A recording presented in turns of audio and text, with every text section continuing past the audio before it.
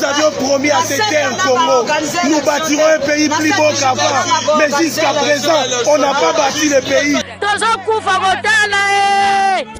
Mes chers amis, entendre ces mots d'abandon et de ras-le-bol, observer dans l'âme congolaise la flamme patriotique qui s'éteint au fil du temps, je me suis demandé, pourquoi un tel abandon?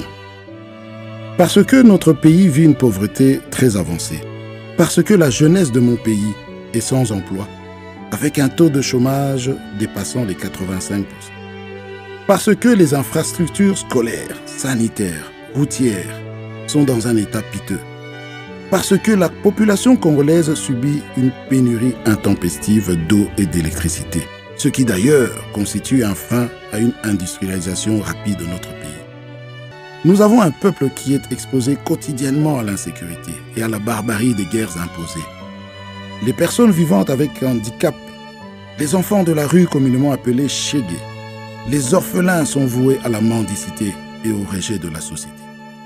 Et pourtant, mes chers amis, le Congo est une nation de grande destinée, un pays potentiellement riche, un Eldorado au cœur de l'Afrique avec une superficie de 2 345 000 km², plus de 5 000 km de voies ferrées, près de 300 000 km de routes, plus de 16 000 km de voies navigables, près de 90 centrales hydroélectriques, plusieurs pistes d'atterrissage, 5 aéroports internationaux. Mais dans quel état?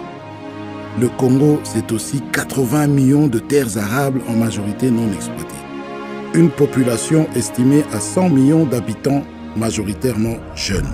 En dépit de toute cette potentialité, notre nation demeure sur des béquilles. Elle mérite une assistance à la hauteur de ses besoins.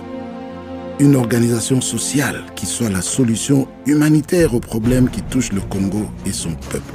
C'est pourquoi nous vous apportons la Fondation Alidor Massamba, qui vise à promouvoir le bien-être de la population congolaise à travers des actions sociales et humanitaires. La Fondation Alidor Massamba se résume en 5 piliers. 1.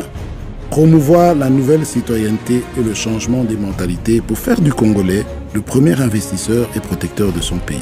2. Réhabiliter, moderniser des écoles et construire des centres de formation technique en vue de promouvoir l'éducation pour tous, en particulier pour la jeunesse. 3. Réhabiliter, moderniser et équiper les centres hospitaliers pour l'amélioration des conditions sanitaires des Congolais. 4. Promouvoir l'autonomisation de la femme congolaise par la formation et l'accompagnement à l'entrepreneuriat dans l'agro-pastoral, la coupe et couture et d'autres domaines techniques. 5.